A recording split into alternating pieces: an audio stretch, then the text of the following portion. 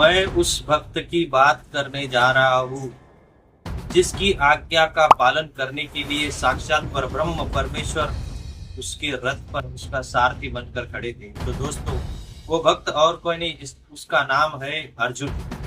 जब कुरुक्षेत्र पर महाभारत युद्ध की शुरुआत हुई थी, तभी अर्जुन अपने सारथी भगवान श्री कृष्ण अपने स्वामी परब्रह्म अविनाशी परमात्मा से कहता है कि हे मधुसूदन, हे अच्युत, मेरा रथ दोनों सेनाओं के बीच में लेकर चलिए। मैं देखना चाहता हूँ कि इस युद्ध की परीक्षा में कौन कौन योद्धा शामिल हुए हैं। यहाँ पर अर्जुन अपने स्वामी को आज्ञा देता है और वो परमात्मा परमेश्वर जिसके ऊपर कोई नहीं है, जिसको आज्ञा देने वाला ही कोई नहीं है, वो भगवान, वो परमात्मा अपनी की आज्ञा का पालन कर रहा है। अर्जुन के इस कहने पर मधुसूदन भगवान श्री कृष्ण ने उसके अर्जुन को दोनों सेनाओं में ले जाकर खड़ा कर दिया। दोस्तों, यहाँ पर भगवान के उस प्रेम भाव की संभावना हमें दिखाई देती है।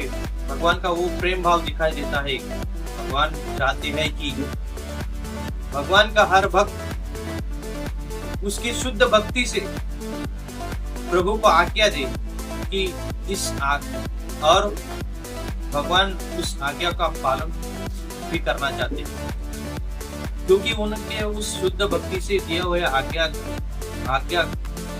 का पालन करने में उन्हें बड़ा ही दिव्य आनंद आता है।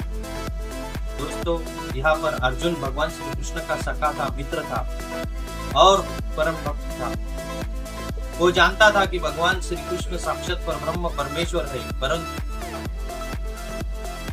अपनी सखा की हर दुविधा में साथ देने के लिए, अपने भक्त की हर दुविधा में साथ देने के लिए भगवान श्री कृष्ण अर्जुन का सारथी बने थे।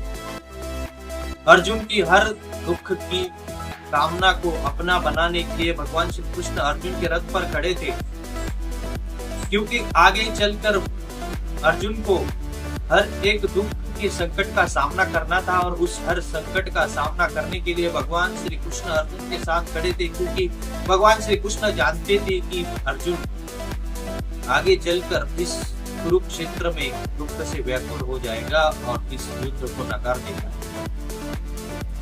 यहाँ पर भक्त और भगवान के बीच में